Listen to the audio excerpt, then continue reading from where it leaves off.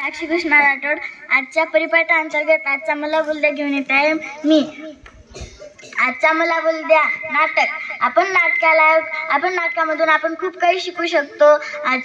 जसे की कालच आमच्या शाळेत नाटक झाला मले बाजाराला जायचं बाई, हे आमच्या पुस्तकातीलच एक धडा आहे।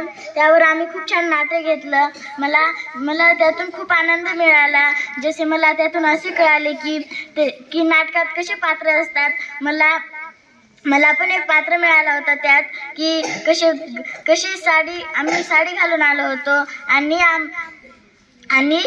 मित्रांनो त्यामध्ये खूप वेगवेगळे पात्र असतात। त्यामध्ये जर आपण ते पूर्ण केले तर आपल्याला खूप आनंद होतो। जसे की माझ्या गुरुजींना पण खूप आनंद झाला की आम्ही खूप छान घेतलो। माझ्या आई-वडिलांना पण खूप आनंद झाला। आणि मित्रांनो आम्ही याच वर्षी शेलूला नाटकाला शेलूमध्ये गेलो होतो। त्यामध्ये आमचा प्रथम क्रमांक आला होता।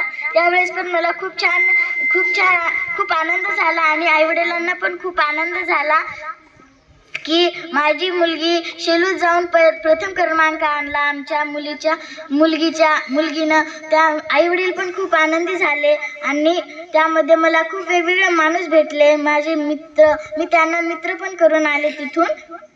आणि मला शेलूमध्ये असं कळालं की शेलूमध्ये किती मुलं असतात आणि तिथं किती छान छान बिल्डिंग, म्हणजे झाडं, किती छान हिरवे झाडं असतात असे मला तिथं निरीक्षण करता आले।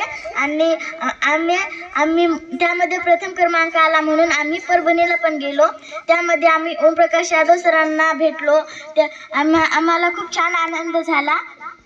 आणि मित्रांनो संत तुकडोजी महाराज म्हणतात की एक तरी कला अंगी असू द्यावी, हे मला त्यांचं कडवं नेहमी आठवतं। आणि मित्रांनो जर शिक्षणात आपण जर पुढे नसेल तर आपल्या अंगी एक तरी कला असतेच। आणि कोण म्हटलं की शिक्षणातच पुढे असले तरच आपण मोठे होऊ शकतो। आपल्या जर वेगवेगळी कला असेल, गाणे म्हणण्याची, नाटक करण्याची, कथाकथन करण्याची, तर त्यातून पण आपण पुढे जाऊ शकतो। धन्यवाद।